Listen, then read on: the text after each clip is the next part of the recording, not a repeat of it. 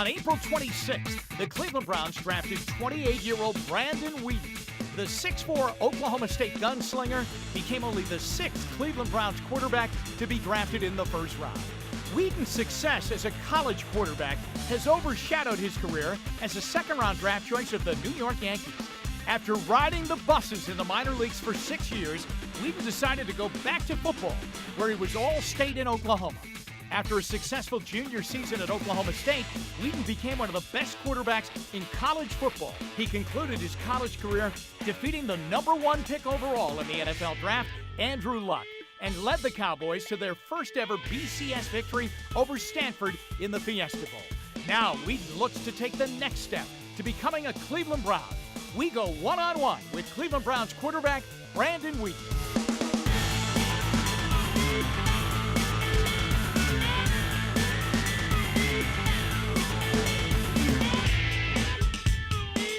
Everybody, and welcome to Browns One-on-One here on Sports Time Ohio. I'm Jim Donovan, and thrilled to be joined today by Browns quarterback Brandon Weeden, the second of the two first-round selections that the Browns had this year in the draft, picked at the number 22 spot.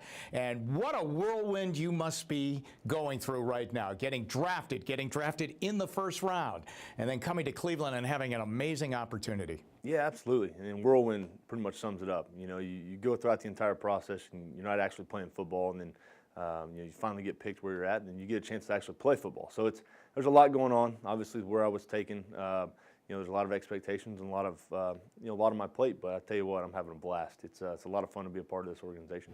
As we go through those weeks leading up to the draft, and there is perhaps no position under the microscope more so than the quarterback position. I mean, every night everyone's analyzing the quarterback class. How did you deal with that and wonder where you were going to go? And had you done enough in your pre-draft interviews with the respective teams? Yeah, I think, a lot of people can get wrapped up in it. So if you worry about what's going on the outside, what guys are saying what, it's just, you'll lose sleep. And I wasn't that guy. And I didn't listen to it. I let my play on the field take care of itself. There's 26 games of tape for myself that I felt like I did everything I possibly could to put myself in this position. And then throughout the entire process, I interviewed well. I did everything well at the combine. So I felt really good with it coming into the draft. And so, like I said, you can't get wrapped up into what people are saying. I mean, that's there's a lot more important stuff to worry about than people on TV trying to tell you should go here, you might go here. No one knows until that night. And Thursday night was a special night for me. What was that night like? You decided to stay at home, right? You did not. Were you invited to go to New York? And did you say I'm going to just play it safe and stay at home? Yeah, actually, I went to New York. They invited me to the draft, but I decided I wanted to do it at home with the family. Invite some friends over and do it that way. ESPN actually came into the house, and so. I wanted to do it that way, spend it with my friends and family. So I went to New York on the Tuesday and Wednesday, and did all the festivities, had a lot of fun, and I flew home Thursday morning for the draft. So Thursday was a long day. We left New York City about 4 o'clock in the morning, and it was a long day, but it turned out for the best. Did you, going into that night, did you think it would be Thursday night, that you would find out your NFL destination on Thursday night, because that's the only round that goes is the first round on that first night?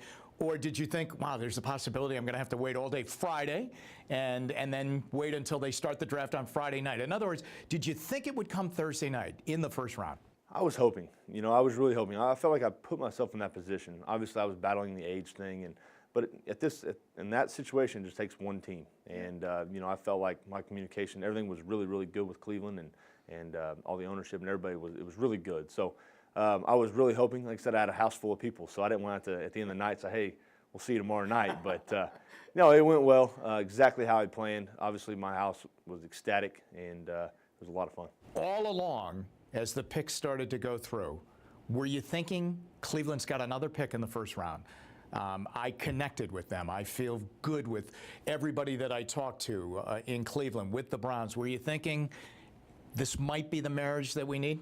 Absolutely. I figured that would be my best case scenario, just of quarterback needs and where it all fits. And I was actually outside, and we had a TV out there, but I was outside talking to all my friends and stuff. And once about that 18th, 19th pick, I think, I went inside and said, my best chance is here at 22, and I knew it was coming up pretty soon. So sure enough, whenever the 20th pick came in, Mr. Heckert called me and gave me the great news. And so, like I said, I knew where we were in the draft. I knew 22 was a possibility, and that's the way it happened.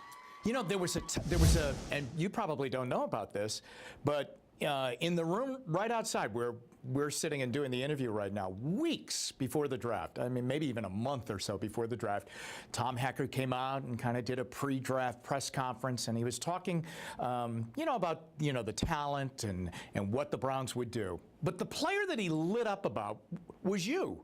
I mean, I remember someone asked him, and what about the kid from Oklahoma State, Brandon Weeden? And he went, boy, I'll tell you what, we love Brandon Weeden. And he was, you know, as genuine. He wasn't a poker face and saying, oh, yeah, he's got talent. So you can almost see that, I mean, they really did have their sights set on you. And I think it goes back to even more so after you visited with them, because they have all commented that when you visited with them and talked with them, they instantly said, boy, this guy's got great leadership qualities, and he's very grown up into the position, and, you know, he's the kind of guy we need. That makes me, you know, that makes me feel good. And I had heard, you know, doing other interviews, people had told me that that Mr. Hecker had said that, and absolutely, it's comforting. You know, no question. I mean, anytime you can get a guy in that position that is ultimately making the pick, that you know, that's pretty comforting. Obviously, you never know in the draft. I've been through it in baseball. You just never know how it's actually going to take place. But I think, you know, I think I did, like I said earlier, I think I really did everything throughout that process. When I came up here in April, the beginning of April, I really felt like it was just myself, and I hope it sounds like I did well for myself. And we'll take a timeout. We'll be right back with more of our conversation with Brandon Weeden right after this break.